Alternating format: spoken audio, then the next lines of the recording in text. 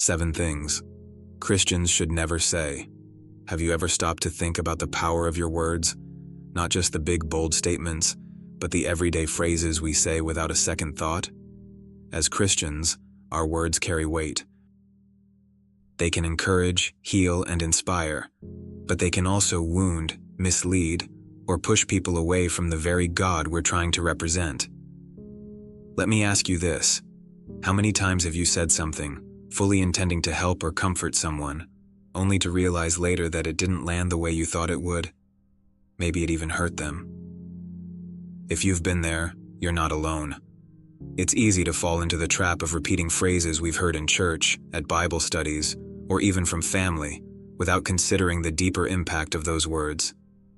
But here's the truth. Some things Christians say, even with the best intentions, can do more harm than good. And that's what we're going to dive into today. This isn't about guilt-tripping you or picking apart every word you say. It's about becoming more intentional, more Christ-like, and more aware of how our words reflect our faith. Proverbs 18:21 reminds us that the tongue has the power of life and death. Think about that. Life and death. Our words have the power to build someone up or tear them down, to bring them closer to God, or push them further away. So, what are these things we need to avoid saying? And why do they matter so much? That's what we're unpacking together. As we go through this, I want you to keep one thing in mind. This isn't about perfection, it's about progress. It's about growing in wisdom and love, so we can better represent the grace and truth of Jesus Christ in every conversation. Are you ready? Let's get started. Here are 7 things Christians should never say, and what we can say instead to bring more hope, healing, and authenticity to the people around us. Watch part 1. Everything happens for a reason. How many times have you heard, or even said, this phrase? Someone's going through a tragedy, a breakup, or maybe even a devastating loss, and in an effort to offer comfort, we say, well, everything happens for a reason. It sounds harmless, even hopeful, right? But let's pause and really think about this. When someone is hurting, this phrase can feel like a slap in the face. Imagine you've just lost a loved one, or you're facing the fallout of a life-altering diagnosis. How would it feel to hear, everything happens for a reason? It's as if we're saying, just accept it and move on, or worse, your pain doesn't really matter because God has a plan. Here's the problem. This phrase oversimplifies life's complexities and risks misrepresenting God's character. Yes, God is sovereign, and yes, He can bring good out of even the worst situations, Romans 8:28. But nowhere in Scripture does it say that God orchestrates every painful event just to teach us a lesson or fulfill some hidden agenda. Sometimes bad things happen simply because we live in a broken world. Think about Jesus. When Mary and Martha lost their brother Lazarus, Jesus didn't show up and say, everything happens for a reason. No. He wept with them, John 11:35. He entered into their pain, acknowledging the weight of their sorrow before performing the miracle of raising Lazarus from the dead. That's the example we're called to follow. So, what should we say instead? How do we offer comfort without falling back on empty cliches? Start with empathy. Instead of trying to explain away someone's pain, sit with them in it. Say, I'm so sorry you're going through this, or, I don't have the words, but I'm here for you. Sometimes the most powerful thing you can do is just be present, and if the opportunity arises, gently remind them of God's faithfulness, not by minimizing their pain, but by pointing to His love and promise to walk through the storm with them, Psalm 34:18. Remember, our goal isn't to fix their pain with a neat little phrase. It's to show them the love of Christ through our words and actions.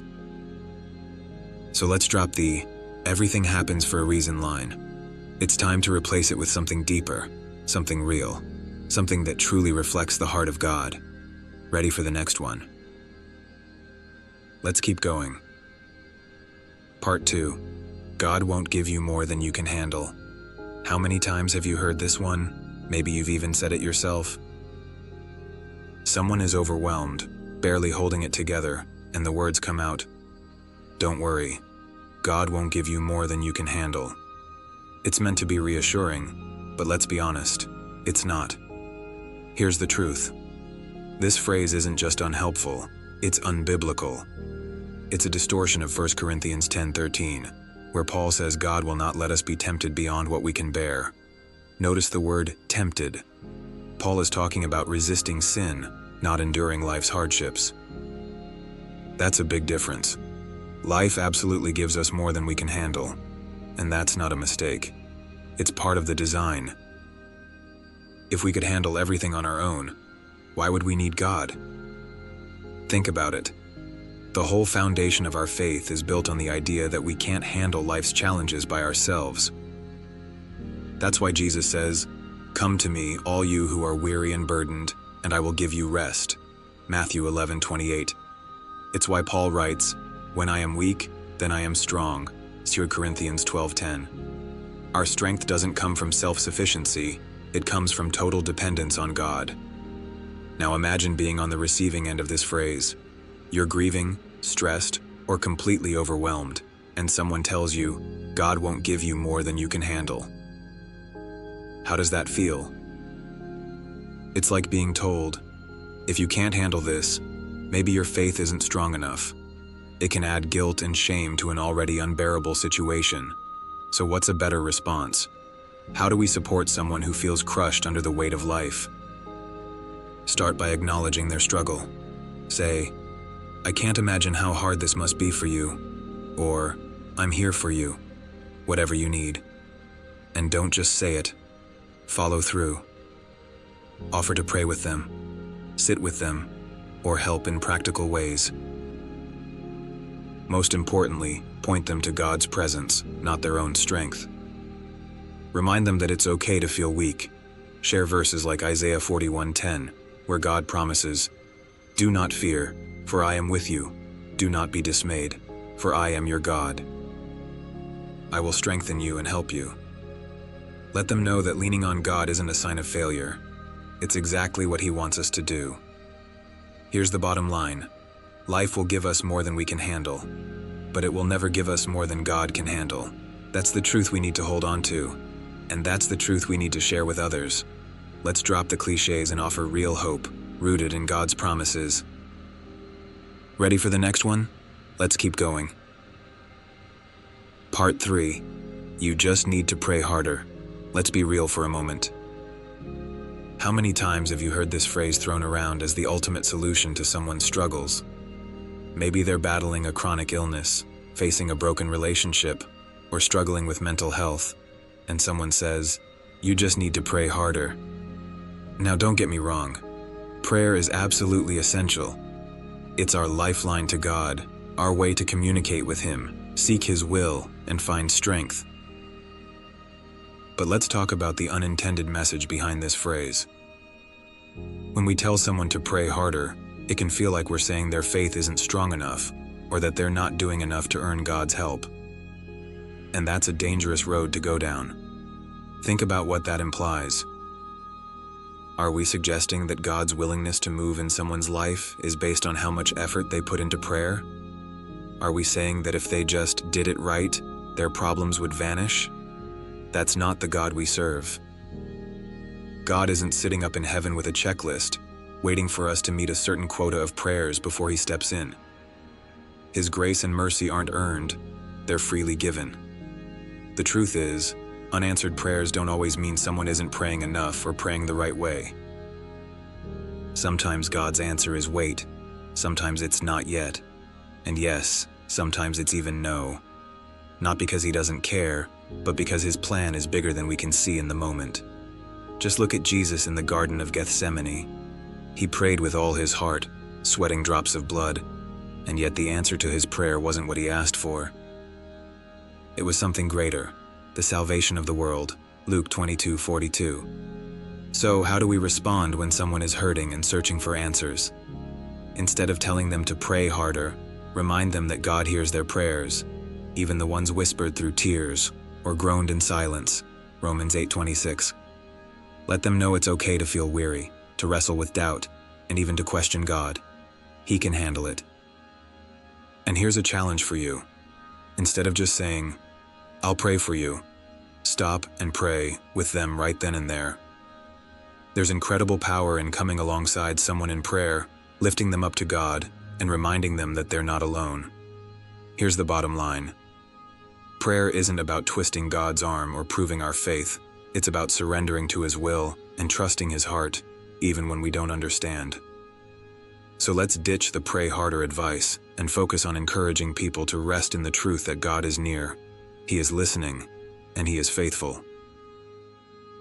Let's move on to the next one.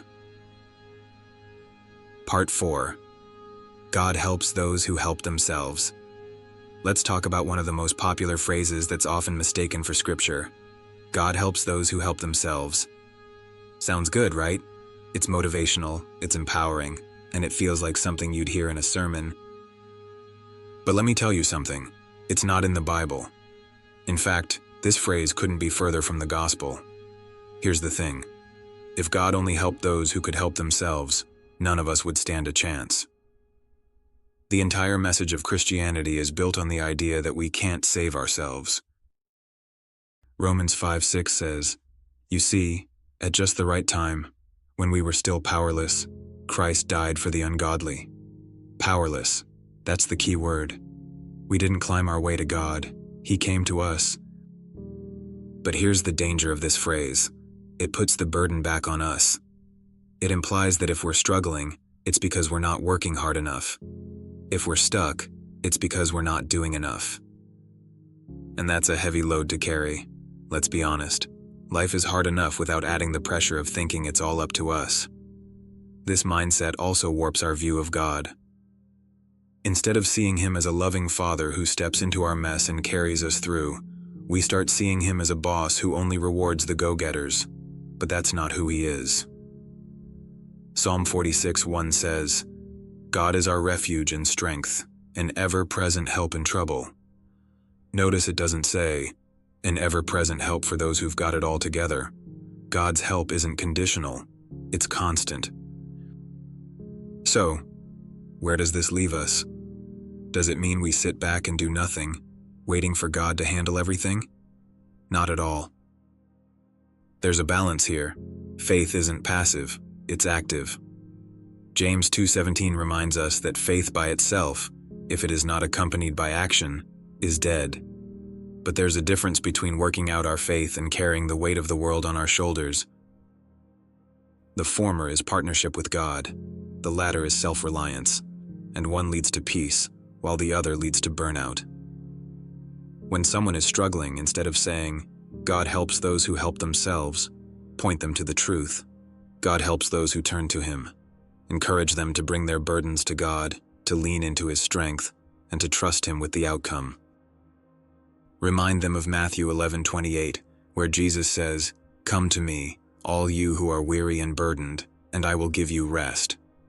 That's the promise we need to cling to, not the myth of self-sufficiency. So let's leave this phrase behind and focus on the real message of the gospel. God helps those who can't help themselves, and that's all of us. Ready to dive into the next one? Let's keep going. Part 5. If you had more faith, you'd be healed.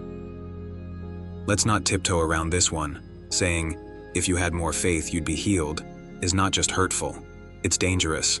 It's one of those phrases that can cause deep wounds, not only in someone's heart, but in their relationship with God. If we're not careful, we can use words like this to unintentionally shame someone who's already suffering. Here's the issue. This phrase turns faith into a transaction. It implies that healing is something we can earn if we just have enough faith, as if God is a vending machine dispensing miracles when we put in the right amount of belief. That's not faith, that's a formula. And God doesn't work that way. Take a moment to think about Jesus' ministry. Yes, there are many instances where He says, "Your faith has made you well." Mark 5:34, Luke 17:19. But there are just as many moments where His healing had nothing to do with someone's faith at all. Look at the man by the pool of Bethesda in John 5. He wasn't asking for healing. He wasn't even sure who Jesus was. yet Jesus healed him anyway. Why? Because God's power is not limited by our faith. And what about Paul? This is someone who wrote half the New Testament, who was handpicked by Jesus himself, and yet Paul struggled with a thorn in the flesh that God chose not to remove, 2 Corinthians 12:7-9. Was it because Paul lacked faith? Of course not. God had a purpose in Paul's suffering, to demonstrate that his grace is sufficient, even in weakness. When we tell someone their lack of healing is due to their lack of faith, we're doing more harm than good. We're placing the blame on them, adding guilt and shame to their pain. But suffering isn't always about faith. Sometimes it's about God's bigger plan, a plan we may not understand this side of heaven. So, what should we say instead? First, we need to listen. Really listen. Let the person know you're there for them, not with answers, but with empathy. Instead of trying to explain why they haven't been healed, point them to God's presence. Remind them that even in the valley, He is with them, Psalm 23:4. Share the truth of Isaiah 41:10. Do not fear, for I am with you. Do not be dismayed, for I am your God. I will strengthen you and help you. And above all, pray. Pray for healing, yes, but also pray for peace, for strength, and for God's will to be done. And if healing doesn't come, don't let that shake your faith or theirs. Sometimes the greatest testimony isn't in the miracle of being healed. It's in the faith to trust God even when healing doesn't come. Here's the takeaway. Faith isn't a guarantee of healing, but it is a guarantee of God's presence. So let's stop placing the weight of healing on people's shoulders and start pointing them to the God who carries all of us through every trial, every sickness, and every season of life.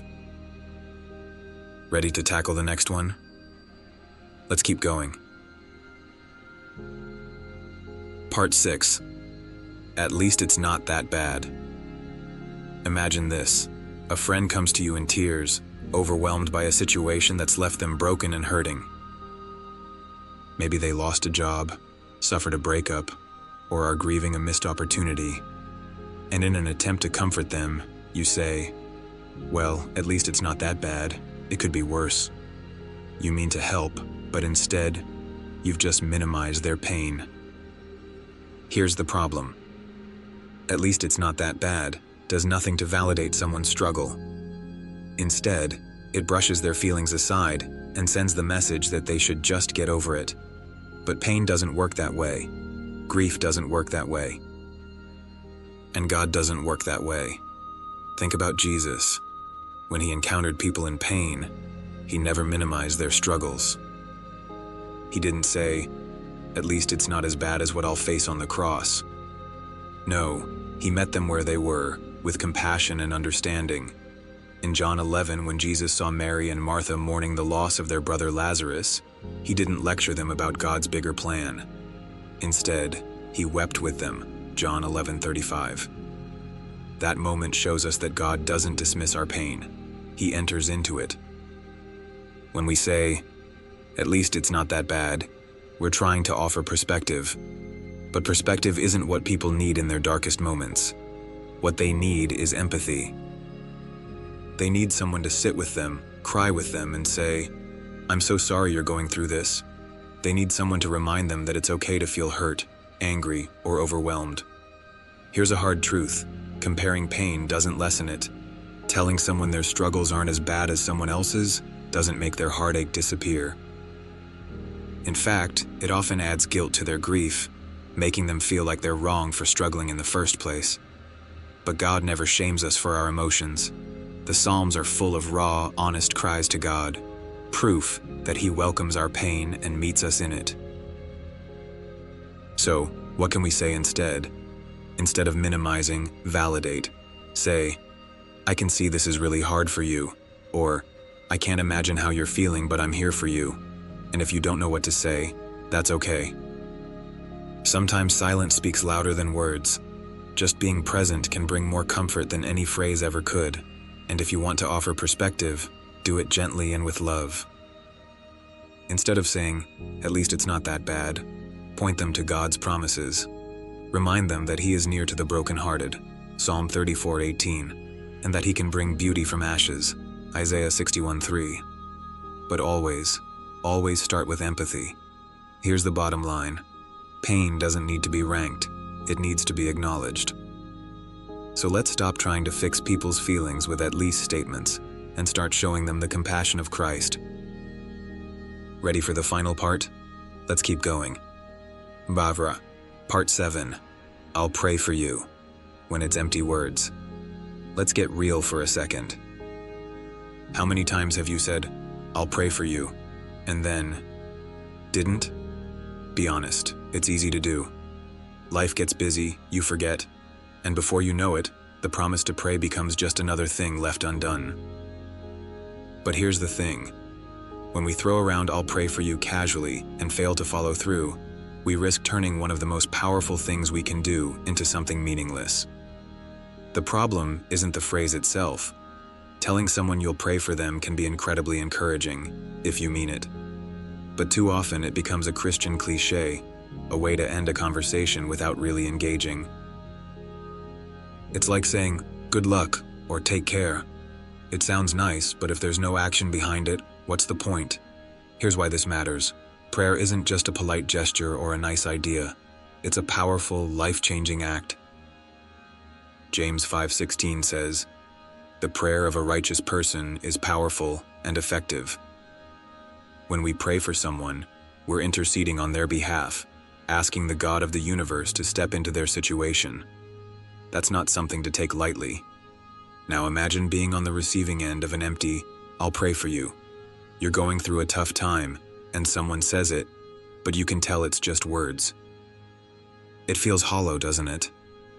Like they're brushing you off instead of really caring about what you're going through. That's not the message we want to send as followers of Christ. So how do we fix this? How do we make sure "I'll pray for you" isn't just lip service? First, follow through. If you say you're going to pray for someone, do it. Write it down, set a reminder, or pray right then and there. Even a quick prayer in the moment can make a huge impact. Something as simple as, "God, please be with their name right now. Give them strength and peace in this situation," can mean the world to someone who's hurting. Second, be intentional. Instead of just saying, "I'll pray for you," ask how you can pray specifically. When someone shares their struggle, dig a little deeper. Say, "What's the biggest thing you need prayer for right now?" This not only shows you're genuinely invested, but it also helps you pray in a way that feels personal and meaningful. Finally, remember that prayer isn't the only way to help. Sometimes God calls us to be the answer to someone's prayer. If they need support, encouragement, or practical help, don't just pray about it, act on it. James 2:15-16 challenges us with this. "Suppose a brother or sister is without clothes and daily food. If one of you says to them, 'Go in peace, keep warm and well fed,' but does nothing about their physical needs, what good is it?" Prayer and action go hand in hand. Here's the bottom line. "I'll pray for you" should never be an empty promise. It should be a commitment to stand in the gap for someone, to lift them up to God with intention and love. So let's stop using it as a throwaway line and start using it as the powerful, transformative gift it was meant to be. That's it. The 7 things Christians should never say. But remember, this isn't about guilt or shame. It's about growing in wisdom and love so that our words and actions reflect the heart of Christ. Let's speak life, show compassion, and let the world see Jesus in everything we say and do. God bless you, and let's go live it out. So there you have it, 7 things Christians should never say. But let me ask you this. As we've gone through these, has something stirred in your heart? Maybe you've realized you've said some of these things before, thinking you were helping. Or maybe you've been on the receiving end, and now you understand why those words didn't feel right. Wherever you are, this is not about condemnation. It's about growth. Here's the truth. Words matter. They can tear down or build up, wound or heal, push people away, or draw them closer to Jesus. As followers of Christ, we are called to be different. Ephesians 4:29 challenges us with this. Do not let any unwholesome talk come out of your mouths, but only what is helpful for building others up according to their needs, that it may benefit those who listen. That's the standard, and it's a high one. But here's the good news. We don't have to figure this out on our own. The same Holy Spirit who raised Jesus from the dead lives in us, guiding our words, softening our hearts, and helping us reflect the love of Christ in every conversation. The key is staying connected to Him, letting Him transform not just what we say, but how we think and feel about the people around us. So what now? It's simple. Let's be intentional. Before we speak, let's ask ourselves, will this bring life? Will this point someone to Jesus? Will this reflect the heart of God? And if the answer is no, let's pause and choose something better. Let's replace the cliches with truth, the quick fixes with real compassion, and the empty promises with genuine care. Imagine what could happen if we did this, if every word we spoke became a reflection of God's love, grace, and truth. Think about the impact it could have on our families, our communities, and even our own faith. Because when we speak life, we're not just changing others, we're changing ourselves. So let's go out and live this. Let's be the kind of Christians who speak with purpose, who love deeply, and who shine the light of Jesus in everything we say and do. The world is listening, and so is God. Let's make our words count. God bless you, and remember, your words have power. Use them wisely,